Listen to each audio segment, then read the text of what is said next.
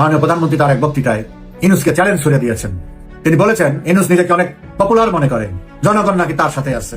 তো ইউনূস নির্বাচনে আসুক, দেখি কতটা জনগণ তাকে সমর্থন করে।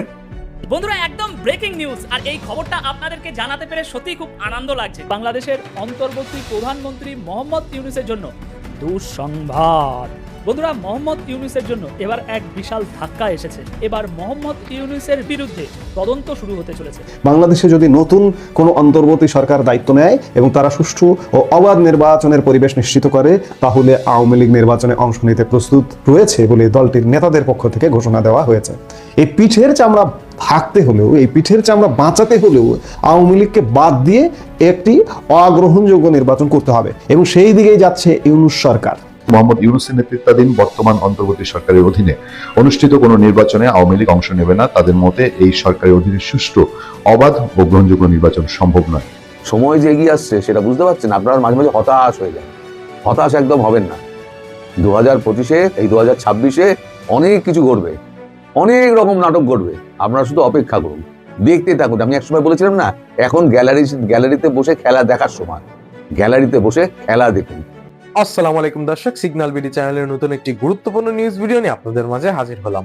প্রিয় দর্শক, বাংলাদেশের বর্তমান রাজনৈতিক প্রেক্ষাপট জানতে যারা এই ভিডিওটিতে ক্লিক করেছেন তাদের সবাইকে বলবো আপনারা ধৈর্য সহকারে পুরো ভিডিওটি দেখতে থাকুন, কারণ এই ভিডিওটিতে এমন কিছু তথ্য শেয়ার করা হয়েছে যা জানলে আপনারা অবাক হবেন। প্রিয় দর্শক, ইতিমধ্যে আপনারা অনেকগুলো ভিডিওর অংশবিশেষ দেখেছেন এবং আশা করি দেখেই বুঝতে পেরেছেন আজকের ভিডিওটি কতটি গুরুত্বপূর্ণ এবং আকর্ষণীয় হতে চলেছে। তাই বলছি প্রিয় দর্শক, সবাই ধৈর্য সহকারে পুরো ভিডিওটি দেখবেন। এখনো যারা আমাদের চ্যানেলটি সাবস্ক্রাইব করেননি তাদের সবাইকে বলবো আমাদের চ্যানেলটি সাবস্ক্রাইব করে পাশে থাকা বেল আইকনটি অন করে দিবেন। আর যারা ইতিমধ্যে সাবস্ক্রাইব করেছেন তাদেরকে অসংখ্য ধন্যবাদ। তো প্রিয় দর্শক, চলুন আর কথা বাড়াবো না, একটি লাইক দিয়ে মূল ভিডিওতে যাওয়া যাক। বাংলাদেশের বর্তমান মোহাম্মদ ইউনূসের সরকারকে এক্সপোজ করার জন্য, মানে এই সরকারের চরিত্রটাকে, নগ্ন চরিত্রটাকে জনগণের সামনে তুলে ধরার জন্য এই একটা ভিডিওই যথেষ্ট।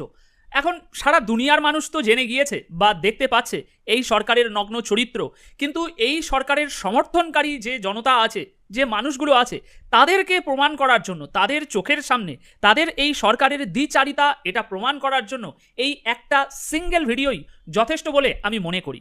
আজ বিকেলে এই প্রেস ব্রিফিংটা হয়েছে এবং এই প্রেস ব্রিফিংয়ের মাধ্যমে আমরা স্পষ্টভাবে দেখতে পাবো মোহাম্মদ ইউনূসের সরকারের দ্বিচারিতা, যারা মুখে একরকম কথা বলছে আর কাজে আরেক রকম কাজ করছে, এবং তাদের কাজের প্রত্যেকটা কাজের মূল লক্ষ্য হচ্ছে ভারত এবং বিশেষ একটি গোষ্ঠীকে যতটা সম্ভব দুর্নাম করা, বদনাম করা, তাদেরকে যতটা সম্ভব সমাজ থেকে বিচ্ছিন্ন করে দেওয়া। এখন ভারত তো বুঝলাম, আর বিশেষ সেই গোষ্ঠী মানে আমরা স্পষ্ট বুঝতে পারছি যে এখানে আওয়ামী লীগকে টার্গেট করা হচ্ছে। তো আসুন আপনাদেরকে হাতে কলমে প্রমাণ করে দেখাই। এখন এই জামাত শিবির এবং এই ম্যাটুকুলাস পরিকল্পনায় সমর্থনকারী যে সকল বাংলাদেশের জনগণ আছে, তাদের চোখের চশমাটা একটু খুলে পরিষ্কারভাবে, স্বচ্ছভাবে এই খবরটিকে দেখুন। এখানে কোনো জালিয়াতি নেই, এখানে কোনো বিদেশি মিডিয়ার আমি খবর আপনাদেরকে দেখাবো না। আপনাদের বাংলাদেশের দেশি মিডিয়া থেকে দুটি খবর আপনাদের সামনে তুলে ধরবো এবং রিসেন্ট টাইমে ঘটা দুটি খবর তুলে ধরবো। এবং এই আজকে যে প্রেস ব্রিফিংটা হয়েছে, যেখানে আমাদের তৌহিদ হোসেন সাহেব যে কথাগুলো বলছে, তার কথার মধ্যে কতটা ভণ্ডামি রয়েছে সেটা হাতে কলমে আপনাদের সামনে প্রমাণ করে দেব। আপনারা যে একটা বিশাল মহৎ সরকার, আওয়ামী লীগ সরকার ছিল ফ্যাসিস্ট সরকার, আমাদের এই ইউনূস সাহেবের সরকার হচ্ছে একেবারে দুধে ধোয়া, গঙ্গা জলে ধোয়া একদম সমাজ কল্যাণ সরকার। এই সরকারের একদম নগ্ন চরিত্রটা আজকে স্পষ্টভাবে দেখে যান, তাহলে আর দ্বিতীয় দিন এই কথাগুলো আমাকে বলতে আসবেন না। বন্ধুরা, যুগান্তরে এই খবরটি ছেপেছে এবং প্রত্যেকটি সংবাদ মাধ্যমেই এই প্রতিবেদনটি করা হয়েছে। সংখ্যালঘু ইস্যুতে ভুল ধারণা কূটনীতিদের কাছে স্পষ্ট করল সরকার। অর্থাৎ আজকে ধর্মীয় সংখ্যালঘু ইস্যুতে ঢাকায় বিভিন্ন মিশনে দায়িত্বরত বিদেশি যে কূটনৈতিকরা আছে বাংলাদেশে, সেই কূটনৈতিকদের সামনে স্পষ্ট করেছে বর্তমান সরকারের বিষয়টি তৌহিদ হোসেন। সোমবার বিকেলে, মানে আজ বিকেলে রাষ্ট্রীয় অতিথি ভবন পদ্মায় এই বৈঠক অনুষ্ঠিত হয়েছে। এখানে পররাষ্ট্র উপদেষ্টা কি বলছেন একবার ভালো করে শুনবেন। আর শোনার বিষয়টি আমাদের জামাত শিবির এবং বিএনপি, ছাত্র সমন্বয়ক, এই সমস্ত মানুষদের জন্য। কি বলছেন পররাষ্ট্র উপদেষ্টা? বাংলাদেশি হিন্দুদের সম্পর্কে একটি ভুল ধারণা তৈরি করেছে ভারতীয় গণমাধ্যমের একাংশ। আচ্ছা, সেটি কূটনৈতিকদের সামনে উপস্থাপন করা হয়েছে। আসল সত্য কি? আচ্ছা, আসল সত্য তহিদ সাহেব আমি আপনাকে দেখাবো, আজকের এই ভিডিওতেই দেখাবো। আপনি বিদেশি কূটনৈতিকদের সামনে আসল সত্য প্রকাশ করেছেন, আর একবার আসল সত্য প্রকাশ আমরা করব। ভারতীয় গণমাধ্যম মিথ্যে ভুল ধারণা দিয়ে সব কুতথ্য ছড়াচ্ছে, তাই না? তাহলে দেখি আজকে কোনটা সত্য আর কোনটা মিথ্যে। ভারতীয় গণমাধ্যম বাংলাদেশের সংখ্যালঘু পরিস্থিতি নিয়ে মিথ্যে তথ্য ছড়াচ্ছে। আচ্ছা, আমরা বার্তা দিতে চাই, বর্তমান সরকার সাম্প্রদায়িক কোনো অপতৎপরতা বরদাস্ত করবে না। আমরা হিন্দু মুসলিম কোনো ভেদাভেদ করতে চাই না। কোনো বিশৃঙ্খলা দেখা গেলে আমরা আইন আনুক ব্যবস্থা নেব। এটা তহিদ সাহেব একদম মিথ্যে কথা বললেন। আপনাকে দেখে একটা ভদ্র, সভ্য, নম্র, একটা ভালো মানুষ মনে হয়, কিন্তু আপনি এরকম বিদেশের মানুষদের সামনে, এত বড় বড় মানুষদের সামনে এরকম মিথ্যে কথা কি করে বলতে পারেন? আমি মিথ্যে কথা বলছি কি সত্যি কথা বলছি এক্ষুনি প্রমাণ হয়ে যাবে তহিদ সাহেব। এই সময় ব্রিটেনের অল পার্লামেন্টারি গ্রুপের প্রতিবেদনের সমালোচনা করে বলেন, মানে এই কয়েকদিন আগে ব্রিটেন থেকে যে একটি প্রতিবেদন বানানো হয়েছিল, যেখানে আমাদের ইউনূস সরকারকে পুরোপুরি একদম এক্সপোজ করে দেওয়া হয়েছিল, এবং সেই প্রতিবেদনে ব্রিটেন সরকারের এই পার্লামেন্টারি গ্রুপের থেকে একটি সাবধান বার্তাও দেওয়া হয়েছিল, সেটার কথা বলছেন তহিদ সাহেব, যে এই প্রতিবেদনের সমালোচনা করেছেন। প্রতিবেদনটি একপেশে। তিনি বলেন, প্রতিবেদন তৈরিতে সেখানে অবস্থানরত একটি বিশেষ গোষ্ঠীর মানুষের প্রভাব রয়েছে। বিশেষ গোষ্ঠী বলতে আমরা বুঝতে পারছি কাদের কথা বলা হচ্ছে। যুক্তরাজ্যে আওয়ামীপন্থী সংসদের সংখ্যাও বেশি। তারা প্রতিবেদনকে প্রভাবিত করেছে। তারা আমাদের দূতাবাসকে এ বিষয়ে কিছু জানায়নি। তিনি অভিযোগ করেন, একটি বিশেষ গোষ্ঠী তাদের সর্বশক্তি দিয়ে অপপ্রচার চালাচ্ছে। এ ব্যাপারে সবাইকে সতর্ক থাকার আহ্বান জানান পররাষ্ট্র উপদেষ্টা। আচ্ছা, পররাষ্ট্র উপদেষ্টা, সম্মানের সাথে আমি তহিদ সাহেব আপনাকে বলছি, একটি বিশেষ গোষ্ঠী বা ভারতীয় গণমাধ্যম এই মিথ্যে তথ্য ছড়াচ্ছে। আপনি বলতে চাইছেন যে বাংলাদেশের সংখ্যালঘুদের উপরে কোনো নির্যাতন করা হচ্ছে না, আর যদি সেরকম কিছু করা হয়ে থাকে আমরা আইন অনুযায়ী সঠিক ব্যবস্থা সাথে সাথে নিচ্ছি। এই আপনার দুটো পয়েন্টের উপরে ভিত্তি করে আপনার দিকে আমি প্রশ্ন ছুড়ে দিচ্ছি এবং হলপ করে বলছি যে আপনি মিথ্যে কথা বলছেন। ডক্টর ইউনূস সরকারের অধীনে আওয়ামী লীগকে রাখা হলেও, তার নিষেধাজ্ঞা যদি তুলেও নেওয়া হয়, রাখা হলেও তারা কোনো নির্বাচনে অংশ নেবে না। এটা অনেক আগে থেকে আমি আপনাদেরকে বলেছি যে এটা তো আওয়ামী লীগের তো পাগলা কুত্তায় কামড়ে নাই যে ডক্টর ইউনূসের অধীনে তারা কোনো নির্বাচনে যাবে, দয়ার নির্বাচনে, এটা তারা যাবে না। এটা আমরা আগে থেকেই অনুমান করছিলাম। সেই খবরই নতুন অন্তর্বর্তী সরকার এলে ভোটে যেতে প্রস্তুত আওয়ামী লীগ। বাংলাদেশে যদি নতুন কোন অন্তর্বর্তী সরকার দায়িত্ব নেয় এবং তারা সুষ্ঠু ও অবাধ নির্বাচনের পরিবেশ নিশ্চিত করে, তাহলে আওয়ামী লীগ নির্বাচনে অংশ নিতে প্রস্তুত বলে দলটির নেতাদের পক্ষ থেকে ঘোষণা দেওয়া হয়েছে। একই সঙ্গে দলের পক্ষ থেকে জানানো হয়, মোহাম্মদ ইউনূসের নেতৃত্বাধীন বর্তমান অন্তর্বর্তী সরকারের অধীনে অনুষ্ঠিত কোনো নির্বাচনে আওয়ামী লীগ অংশ নেবে না। তাদের মতে এই সরকারের অধীনে সুষ্ঠু, অবাধ ও গ্রহণযোগ্য নির্বাচন সম্ভব নয়। শনিবার ভারতের রাজধানী নয়াদিল্লিতে আয়োজিত এক সংবাদ সম্মেলন থেকে কথা জানান বাংলাদেশের কার্যক্রম নিষিদ্ধ আওয়ামী লীগের জ্যেষ্ঠ নেতা ও সাবেক তথ্যমন্ত্রী হাসান মাহমুদ।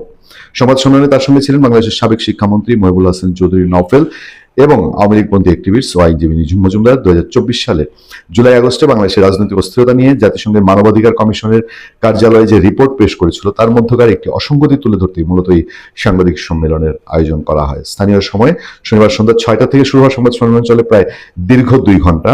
এ সময় তারা নিজেদের বক্তব্য তুলে ধরার পাশাপাশি দিল্লির সাংবাদিকদের নানান প্রশ্নের জবাব দেন।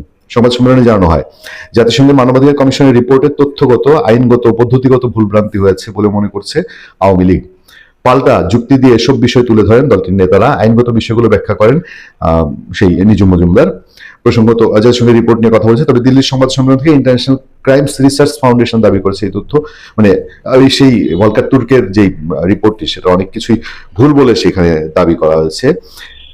এখানে তখন বলা হচ্ছে, তবে হাসান মাহমুদের ক্ষেত্রে পরিস্থিতিটা আলাদা, কারণ তিনি ভারতে নন, আপাতত থাকছেন ইউরোপের দেশ বেলজিয়ামে। সম্প্রতি সোশ্যাল মিডিয়াতে ফাঁস সহ বিভিন্ন ছবিতে তাকে ইউরোপের বিভিন্ন দেশে সফর করতে দেখা যাচ্ছে। ফলে হাসান মাহমুদের ক্ষেত্রে ভারতের সরাসরি কোনো দায় নেই বলেই তাদের দিল্লি প্রেস ক্লাবে এই সাংবাদিক সম্মেলন করার অনুমতি দেওয়া হয়েছে বলে ধারণা করা হচ্ছে। এই সাংবাদিক সম্মেলনে তার প্রার্থী, তার সঙ্গে নিঝুম মজুমদার লন্ডন প্রবাসী, মানে এই সাংবাদিক সম্মেলনটা আয়োজনের জন্য একটা কৌশল অবলম্বন করা হয়েছে, সেটা আমরা গতকাল থেকে আপনাদেরকে বলে আসছিলাম। নতুন অন্তর্বর্তী সরকার আসবে, আওয়ামী লীগ নির্বাচনে যাবে। আপনারা দেখতেই পাচ্ছেন যে একটি সাজানো গোছানো, একটা পাতানো নির্বাচন করবার ষড়যন্ত্র দেশে চলমান, এবং এই ষড়যন্ত্রটা শেষ পর্যন্ত চলতে থাকবে। কারণটা হচ্ছে, এই যে গত 1.5 বছরে যে দেশের যে 12টা বাজিয়েছে, আওয়ামী লীগের যে 12টা বাজিয়েছে, এই সরকার যদি একটা নিরপেক্ষ এবং সব দলের অংশগ্রহণে নির্বাচন করে, তাহলে আপনি নিশ্চিত থাকতে পারেন যে আওয়ামী লীগ ক্ষমতা আসবে। কারণ গত 1.5 বছরে আওয়ামী লীগ বিপুল জনপ্রিয়তা, আমরা এই কথাগুলো বারবার বলছি। 24 অগাস্টে যখন আওয়ামী লীগের পতন হলো, আওয়ামী লীগের কিন্তু কোনো জনপ্রিয়তা ছিল না সেই সময়। জনপ্রিয়তা একদম শূন্যের কোঠায় নেমে গিয়েছিল।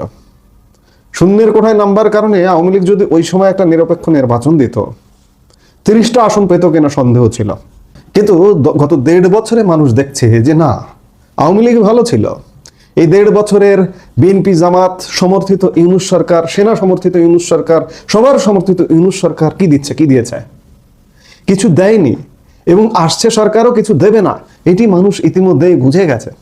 এবং আরেকটি বিষয় যে এই সরকার সব দলের অংশগ্রহণে নিরপেক্ষ নির্বাচন দেবে না, তাহলে তাদের পিঠের চামড়া থাকবে না, যে কারণে পালানোর জন্য হলেও একটি পাতানো নির্বাচন তাদের দিতে হবে, এবং দিয়ে ইউনূস এবং উপদেষ্টা পরিষদের সদস্যদের পালিয়ে যেতে হবে। কাজেই ইউনূস যখন একটি নির্বাচন দেবে না অন্তর্ভুক্তিমূলক কিংবা নিরপেক্ষ নির্বাচন, তখন কিন্তু বারবার একটি নতুন অন্তর্বর্তী সরকারের প্রশ্ন আসছে। এবং এটা বলতে পারেন যে 2006 সালের 7 সালের সেই 111 সরকারের মতো একটি সরকারের প্রশ্ন অনেকদিন ধরেই প্রশ্নটা আছে। আবার নতুন করে গতকালকে নয়াদিল্লিতে এমন একটি প্রশ্ন এলো যে বাংলাদেশে যদি নতুন কোনো অন্তর্বর্তী সরকার দায়িত্ব নেয় এবং তারা সুষ্ঠু ও অবাধ নির্বাচনের পরিবেশ নিশ্চিত করে, তাহলে আওয়ামী লীগ নির্বাচনে অংশ নিতে প্রস্তুত রয়েছে বলে দলটির নেতাদের পক্ষ থেকে ঘোষণা দেওয়া হয়েছে। একই সঙ্গে দলের পক্ষ থেকে জানানো হয় মোহাম্মদ ইউনূসের নেতৃত্বাধীন বর্তমান অন্তর্বর্তী সরকারের অধীনে অনুষ্ঠিত কোনো নির্বাচনে আওয়ামী লীগ অংশ নেবে না। তাদের মতে এই সরকারের অধীনে সুষ্ঠু, অবাধ ও গ্রহণযোগ্য নির্বাচন সম্ভব নয়। এটি ওয়াইজ ডিসিশন। আমি আগেই বলেছি যে ইউনূস সরকার অন্ততপক্ষে, ইউনূস পরিষদ অন্ততপক্ষে এমন নির্বাচন উপহার দেবে না যে নির্বাচনে আওয়ামী লীগের বক্সে ভরিয়ে দিল জনগণ ভোট দিয়ে, সেই নির্বাচন করে নির্বাচিত হওয়ার সুযোগ আওয়ামী লীগকে অন্ততপক্ষে দেবে না। কারণ পিঠের চামড়া থাকবে না। এই পিঠের চামড়া থাকতে হলেও, এই পিঠের চামড়া বাঁচাতে হলেও আওয়ামী লীগকে বাদ দিয়ে একটি অগ্রহণযোগ্য নির্বাচন করতে হবে, এবং সেই দিকেই যাচ্ছে ইউনূস সরকার। শনিবার 17 জানুয়ারি ভারতের রাজধানী নয়াদিল্লিতে আয়োজিত এক সংবাদ সম্মেলন থেকে এ কথা জানান বাংলাদেশ আওয়ামী লীগের জ্যেষ্ঠ নেতা ও সাবেক পররাষ্ট্রমন্ত্রী হাসান মাহমুদ। সংবাদ সম্মেলনে তার সঙ্গে ছিলেন সাবেক শিক্ষামন্ত্রী মহিবুল হাসান চৌধুরী ও অ্যাক্টিভিস্ট আইনজীবী নিঝুম মজুমদার। 2024 সালের জুলাই আগস্টে বাংলাদেশের রাজনৈতিক অস্থিরতা নিয়ে জাতিসংঘের মানবাধিকার কমিশনের কার্যালয়ে যে রিপোর্ট পেশ করেছিল, তার মধ্যকার বিভিন্ন অসঙ্গতি তুলে ধরতেই মূলত এই সাংবাদিক সম্মেলনের আয়োজন করা হয়। স্থানীয় সময় সন্ধ্যা 6টা থেকে শুরু হওয়া সংবাদ সম্মেলন চলে প্রায় দীর্ঘ 2 ঘন্টা। এ সময় তারা নিজেদের বক্তব্য তুলে ধরার পাশাপাশি দিল্লির সাংবাদিকদের নানা প্রশ্নেরও জবাব দেন। সংবাদ সম্মেলনে জানানো হয়, জাতিসংঘের মানবাধিকার কমিশনের রিপোর্টে তথ্যগত, আইনগত ও পদ্ধতিগত ভুলভ্রান্তি হয়েছে বলে মনে করছে আওয়ামী লীগ।